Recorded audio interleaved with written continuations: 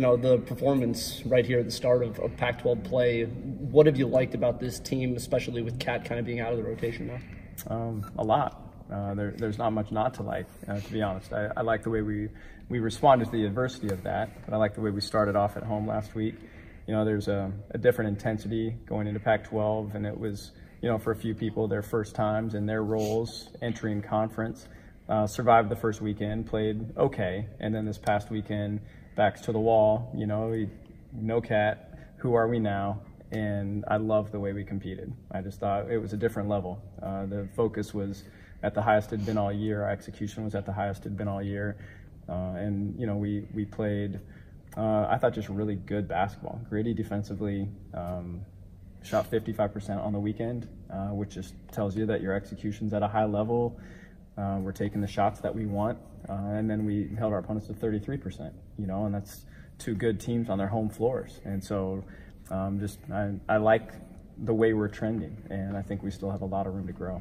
You mentioned last week that's one of the tougher road trips. How do you think that your team fared, in kind of responding without Cat in that regard, and then kind of getting a mixed bag of multiple players contributing, whether it was Maddie, whether it was Joe? How did you like the versatility in those two games? I mean, again, all good. I thought the way we approached both games competitively was excellent. The way they prepared all week long was excellent. They were probably a little scared going into it. That's a good place to be, and you better be. You better have that little healthy fear to motivate you. And these are two teams that went into the Bay and played Cal and Stanford extremely well.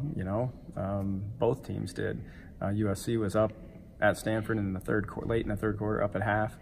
So we knew these are two teams absolutely capable of beating us if we have an off night, and we came out and got great performances, like you said, from everyone. I mean, Maddie had a breakout against USC, but also played very well against UCLA on Friday night. Our guards all elevated their game, I thought. Aaliyah was phenomenal all weekend. I don't know. Just overall, I just thought everybody did what they should have done if you want to win. And so the mindset was right.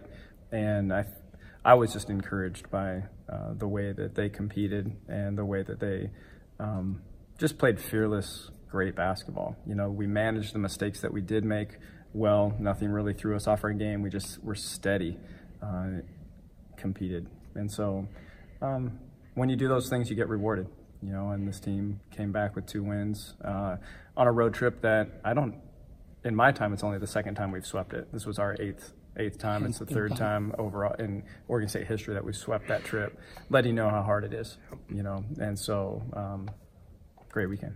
You guys a lot of times think about the 3-pointers that you guys make, because when you do, I mean, that's the splashy, flashy stuff. You guys saw 4 against UCLA and only 8 against USC. Did you like the way that you guys were able to control the game and take advantage of what was given to you in other aspects of the game?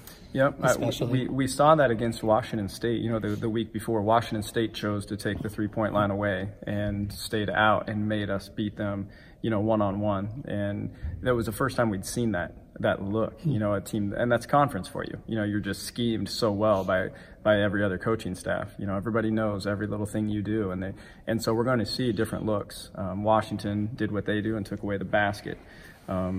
Washington State took away the 3-point line. So going into UCLA, which one are they going to choose? They chose to take the 3-point line away, which was an effective strategy a year ago. They took Cat away, down there. They just sat on her, and just buried her and denied her the ball all game long, and that impacted us.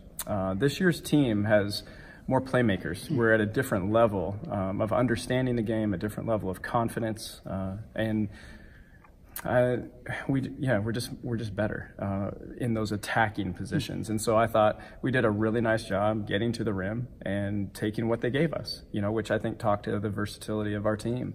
And now we've got Joe emerging as a scorer more, Maddie certainly emerging as a scorer on the inside, which gives us a 5th scorer. Most of the time this year, that position's been in a peripheral role, taking handoffs and dump-offs and rebound putbacks, and that's where they've gotten their points. Now we're able to throw the ball inside. They're seeing themselves more accurately as capable.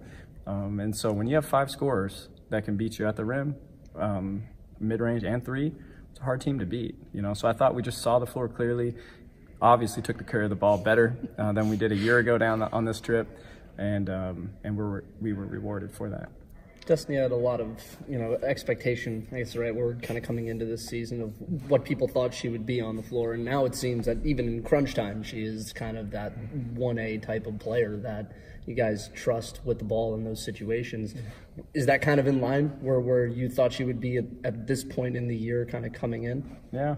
It was interesting because I didn't really know. That's certainly what she's known for. But for us, a year ago in practice, even though she was here, she was at the wing all year. She didn't have the ball in her hands in those moments, and we didn't give her reps. We needed Mick to get those reps. We needed Aaliyah to get those reps, and even Katie at times to get those reps at the point. And so every rep went to those people. Now having Destiny come in and have the ball in her hands was different than it had been last year. And so we were getting to know her, in that regard. And so it's what you assume with her. But to see it happen and to see her understand our system, and that's what we've seen in Pac-12. I mean, she's elevated her game, especially since Kat went down, where, everything's had to just be a little bit more detail-oriented. Every possession has mattered just a little bit more as we're redefining ourselves in some ways. And so I loved the way she played this weekend. I mean, her decision-making was excellent. Her shot selection was excellent.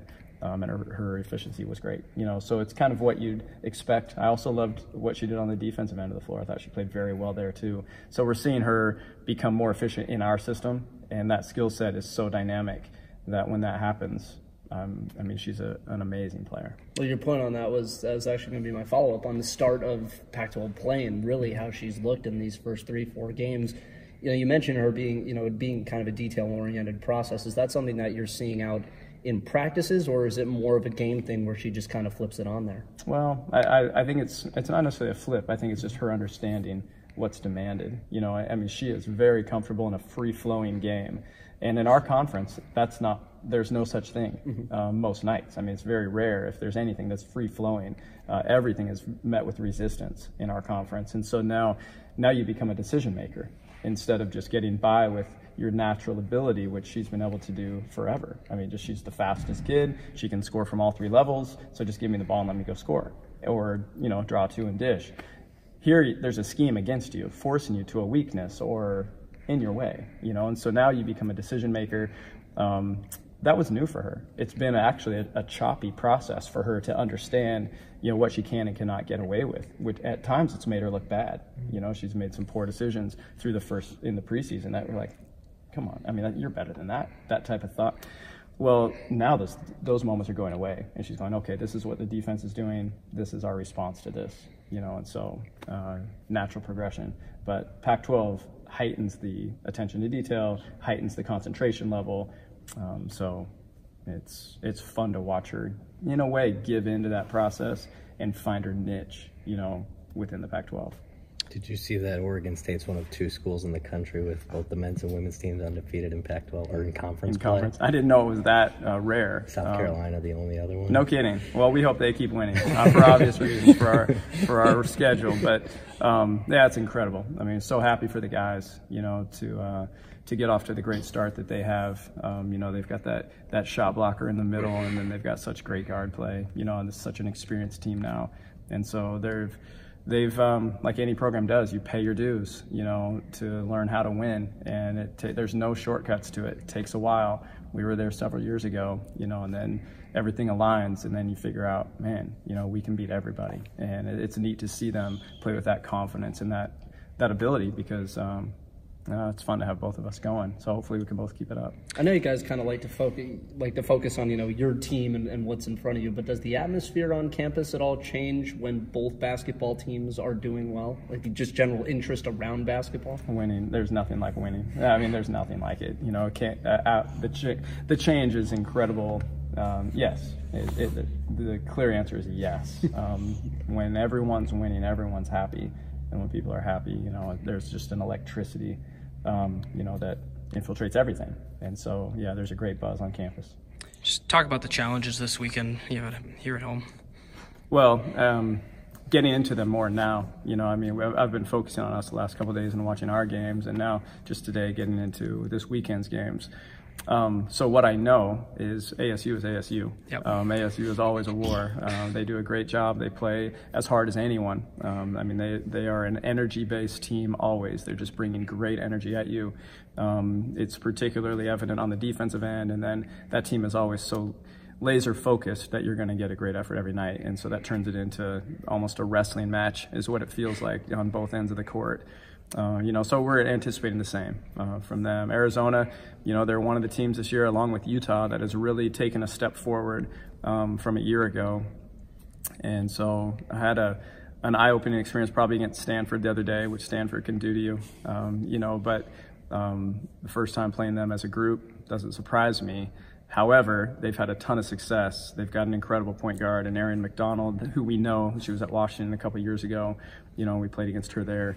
Lightning fast, maybe the quickest or fastest player in the conference. You know, and now they've got belief, they've got confidence, they've got a new hope, and they've got talent. And so two teams capable of beating us coming in this weekend. So we're excited to be back in Gill. It's gonna be a great weekend.